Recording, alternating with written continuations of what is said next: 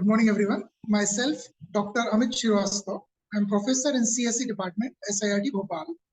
Continuing our previous lecture on memory management. So this is the lecture 2 of module 2. Here we will be discussing various topics like swapping, multiple partitioning scheme, external and internal fragmentation, paging, introduction. So swapping, a process can be swapped temporarily out of memory to a backing store and then brought back into the memory for continued execution. What is a backing store? It can be any fast hard disk which is large enough to accommodate copies of all the memory images for all the users. Swap out, also known as rollout. So program is temporarily swapped out from the main memory to the backing store or the hard disk. And swapping or rolling means program is swapped in from backing store or hard disk to the main memory for continued execution.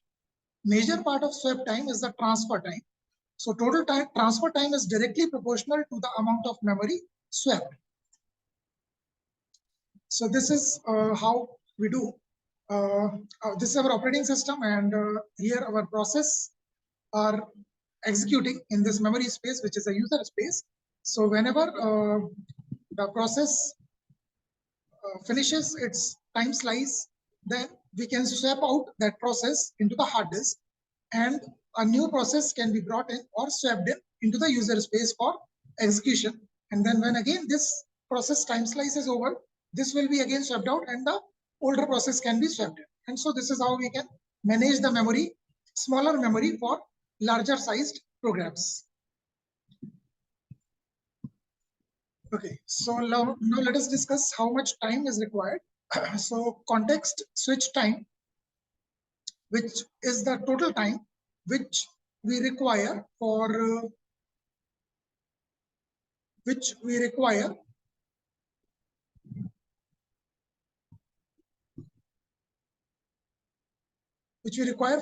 transfer the data from the RAM into the hard disk and vice versa. So let us say a user process is of size 10 MB, transfer speed of hard disk is 40 MB per second, and rotational latency time is 8 milliseconds. Head seek time is not given, so we can ignore that time. So what will be the swap out time? The swap out time consists of 3 different types of times: head seek time, rotational latency time, and transfer time. So transfer time will be total memory of the process, total space of the process is 10 MB, and the transfer speed is 40 MB per second. So 10 upon 40, that gives us 1/4 second or 250 milliseconds. So swap out time will be head seek plus rotational latency plus transfer time. We have not been given head seek time, so we can ignore that time. So rotational latency time is 8 milliseconds and the transfer time is 250. So 258 milliseconds will be the swap in time. So swap out time and swap in time will be equal, obviously. So total swap time for one process which we require is 516 milliseconds. So if we are using the round robin algorithm, then time slice should be much greater than 516 milliseconds, so as to effectively maintain this particular process. Otherwise, if the time slice is less or equal to 516 milliseconds, then in that case, the efficiency of the system will automatically be 50% only, because for 516 milliseconds, we will be executing the process if the time slice is 516 milliseconds, and 516 milliseconds will be required for swapping out and swapping in. So the system efficiency automatically decreases to 50%. So the time slice should be much greater than this 516 milliseconds. Okay. Now, hardware support for the relocation and limit register. So suppose this is our CPU, which is generating one logical address. Now this logical address is compared with the limit register. Limit register is holding the total length of the program. Like suppose if I have my program size, a program is 500 statements long. So the logical address should be anywhere between 1 to 500. It cannot be more than 500. So we check this logical address whether So limit register will be holding 500 because the size of the program is 500. So logical address should be less than 500. If it is not, then we will trap it because it is an addressing error. If it qualifies this test, yes, then we go further and we add the relocation register as we have already discussed in the previous topic. So relocation register will be added to that logical address to get the physical address. Okay. So next is contiguous memory allocation and multiple partition allocation we will be discussing. So first of all, see what is a hole. Hole is nothing but a block of available memory. Holes of various sizes are scattered throughout the memory. So when a process arrives, it is allocated memory from a hole large enough to accommodate it. Operating system maintains information about the allocated partitions and the free partitions, which we are calling the hole. So suppose this is the scenario, operating system, and we have got three processes here, process 2, 5 and 8.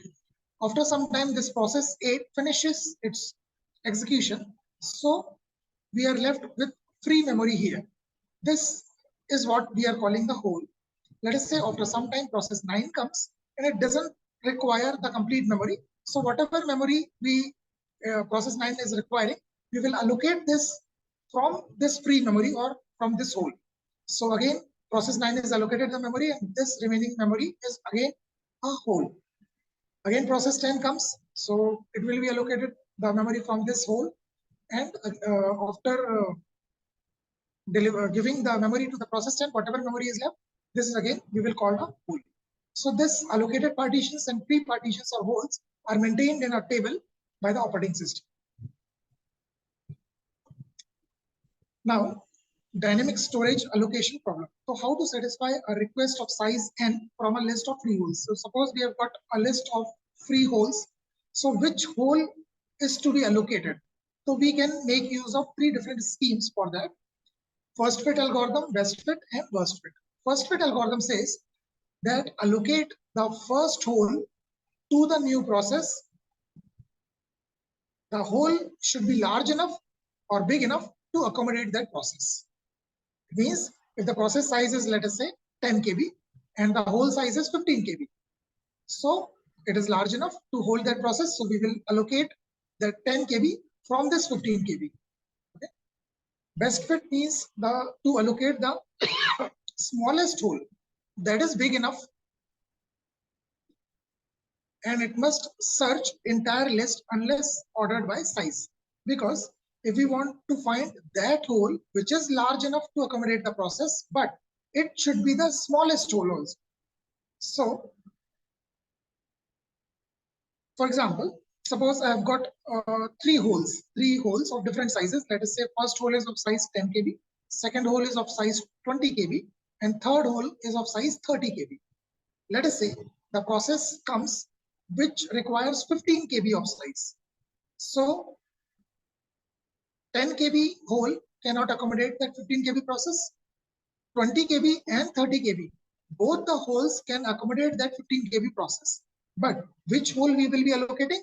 The smallest hole which can accommodate the process. So in this case, the 15 KB process will be allocated the hole of size 20 KB, because this is the smallest hole which is large enough to hold that process. So for this particular best fit algorithm, I will require to search the complete list of holes, right? It produces the smallest leftover hole. Worst fit is the opposite of best fit. It allocates the largest hole. Again, for this also, I will have to search the entire list. So what is the benefit of worst fit, and what is the disadvantage of best fit? So worst fit advantage is that if we accommodate largest hole, let us say, let us discuss again the previous example. I've got the hole of size 10 KB, 20 KB and 30 KB. Process size is 15 KB. If I accommodate in best fit, I will be allocating the 20 KB hole. So I'm left with only 5 KB memory, right? Out of 20 KB after allocating that 15 KB to the process. So this 5 KB may not be large enough to accommodate any other process. But if I make use of this worst fit algorithm, it will accommodate the largest hole. So I will allocate 30 KB size 30 KB hole to this 15 KB process. So I will be left with 15 KB of free space from this hole, and this 15 KB can be large enough to hold another process. So this is a benefit of worst fit, and this is the disadvantage of best fit. Okay. Now, first fit and best fit are known to be better than the worst fit in terms of speed and storage utilization. Now, fragmentation. So there are two types of fragmentation: external fragmentation and the internal fragmentation. So external fragmentation is the total memory space exists to satisfy a request, but it is not contiguous. It means throughout the memory, physical memory, different memory spaces are left, but they are not large enough to accommodate any process. Then we will call that it is an external fragmentation. I will explain shortly with the help of the diagram. Internal fragmentation means the allocated memory may be slightly larger than the requested memory. This size difference is memory internal to the partition, but not being used. We can reduce the, again I will explain this with the help of the diagram. We can reduce the external fragmentation by the compaction technique.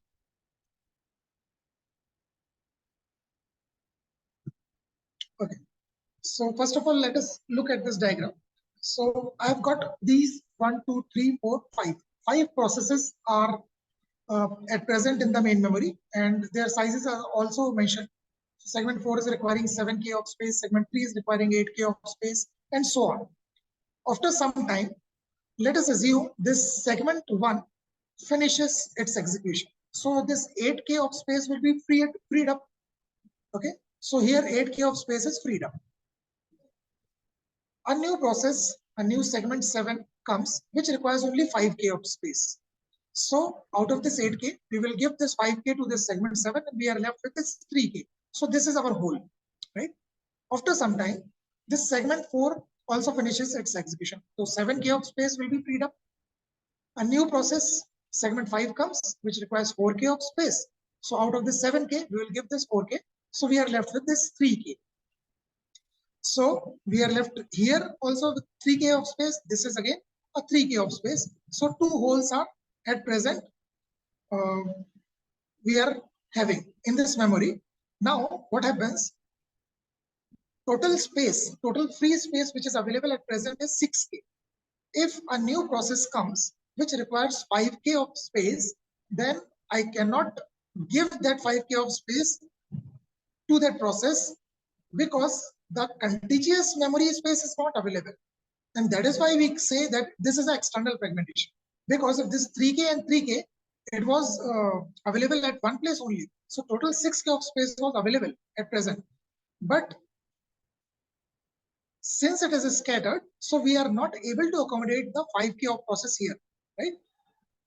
So again, see this diagram. So here segment 3 is finished. So it will release 8K of space, and segment 6 comes, which requires 4K. So again, we are left with 4K. So now at present, we have got 4K, 3K, and 3K. That is total 10K of space is available, but this is scattered. So what compaction technique does is it shift all the free memory to one place and all the used memory to the opposite side.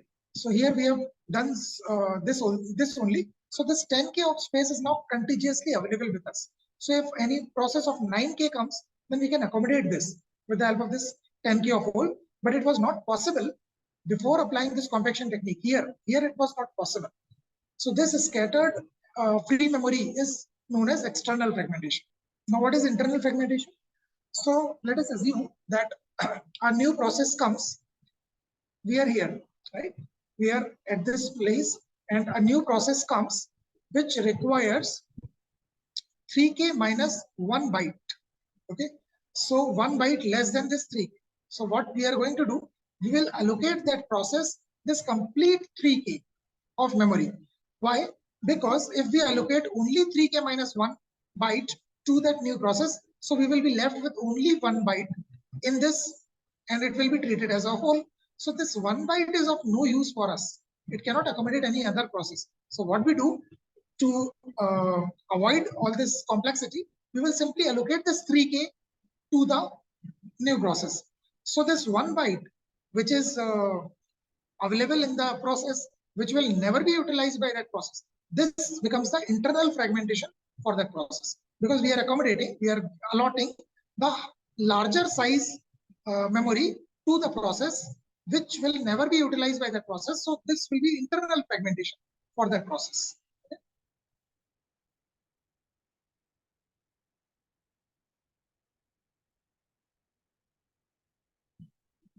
Okay, this concept I have already explained about internal fragmentation.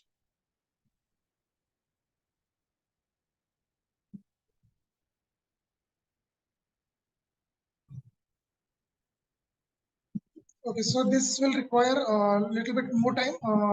So we'll end this lecture here itself, and we'll be discussing the paging scheme in the next lecture. Okay, thank you.